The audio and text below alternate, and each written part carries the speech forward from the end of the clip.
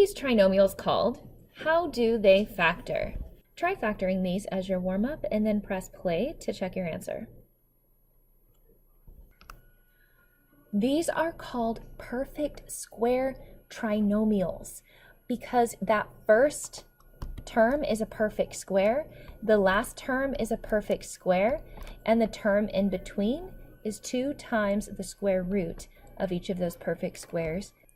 The first thing you always want to check when you solve a quadratic is if you can factor it. So I'm going to subtract 10 on both sides.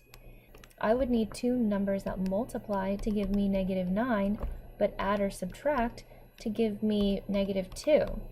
I can't think of anything. This is not factorable. Let's solve this one by checking out this trinomial. Is this a perfect square trinomial? This is a perfect square trinomial, so we can factor it to be k minus 1 squared. That is how the formula goes for factoring perfect square trinomials. This sign is where I get the negative. This is equal to 10. How do you undo something being squared? Well, you square root it. The inverse operation of squaring is square rooting.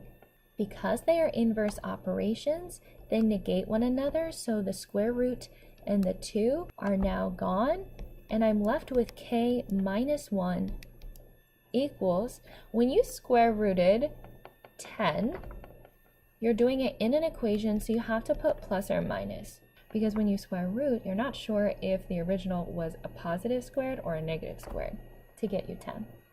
At this point, I'm still just solving for k, so I'm just going to add 1 on both sides. I like to put that in front so that the plus or minus is in between. We'd have 1 plus or minus root 10. And here we have our final 2 answers. This is 2 answers. One of them is 1 plus root 10. The other is 1 minus root 10. And those are the exact answers. Knowing that a perfect square trinomial can help us more easily solve for our variable, sometimes, even if we don't have a perfect square trinomial, we do something in order to create a perfect square trinomial called complete the square. We literally force it to be a perfect square trinomial. First of all, is this a perfect square trinomial? Well, this is a perfect square. This is a perfect square. And the middle term should be 2 times the square root of this and the square root of this. 2 times, no, that's not a perfect square trinomial. It doesn't follow this form. So we're going to make it a perfect square trinomial. How do we do that? The first step is to make space for a new c. In standard form, c is the constant, the number that's not attached to any variable. So what we want to do is we want to make space for a new c. We want the number that doesn't have a variable to be moved to this side. I'm going to subtract 25 on both sides. I'm making space for the new c. There's actually something I'm going to add here, so I'm going to leave a space for it. The new c can be found by taking b, dividing it by 2, and squaring it. b is the coefficient of the x term, so 18 divided by 2 and then squared would be 9 squared, 81.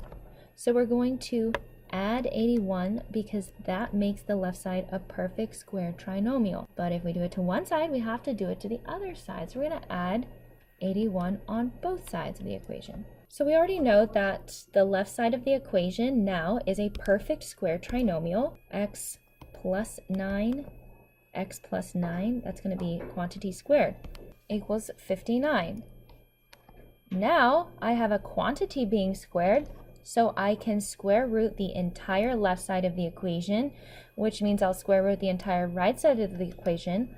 Square rooting is the inverse operation of squaring, so those operations negate one another, and you're left with x plus 9 is equal to, do not forget that plus or minus. Anytime you impose a square root symbol on an equation, plus or minus must be put in front of it to show all possible answers. And our last step would be to subtract 9 on both sides. Also, square root 59. Can you simplify this radical? No, so that is our final answer. All right, go ahead and try out number 2. Follow the steps for completing the square, and then press play on the video when you're ready to check your answer. So your final answer becomes -10 plus or minus 2 root 35. You may have noticed that the largest perfect square that goes into the number 140, that is a factor of 140, would be 4.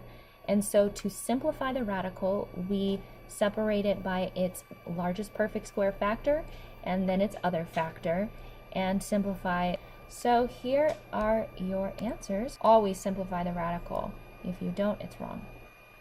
Using the formula we learned today in class, we're going to solve for x in these quadratic functions. If you can't factor, try square roots and completing the square. If you can't do those, then quadratic formula is the last resort because there are many ways that you can make possible errors. So I do not recommend using it unless it's the last resort, but it does always work. Your equation must be equal to 0 in order for you to accurately assess what a, b, and c are equal to. So 5x squared, I'm going to add 5x on both sides and add 8 on both sides so that I have this equation. Then I'm going to label what my a, b, and c are, so I make sure to plug them in correctly. X is equal to the opposite of b. So if b is positive 5, we take negative 5, plus or minus the square root of b squared. So that would be 5 squared minus 4 times a times c, all over 2 times a. The first step I want you to do is simplify everything that you see under the square root, which leaves me with -135 underneath the square root. And the denominator would be 10, 2 times 5.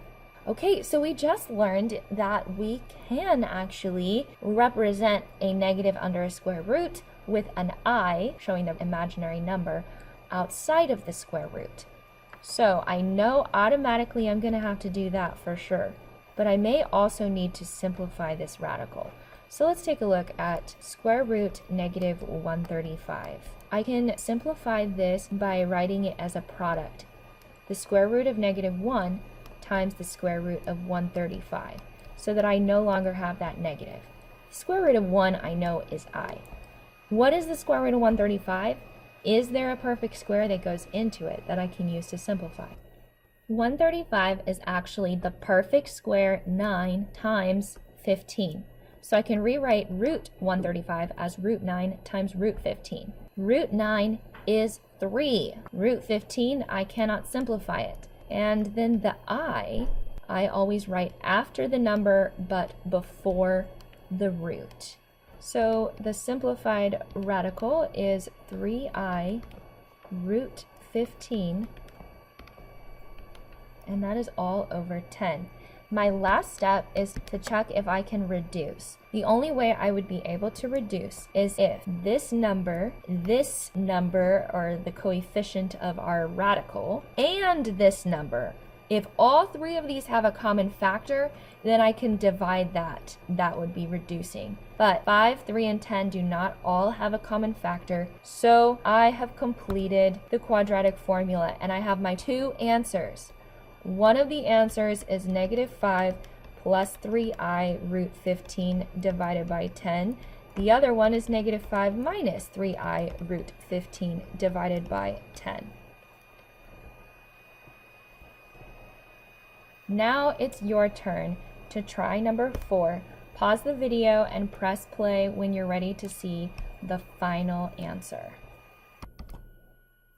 This one we actually can reduce. We can divide each of these numbers by 2. The greatest common factor between 4 and 2 is 2.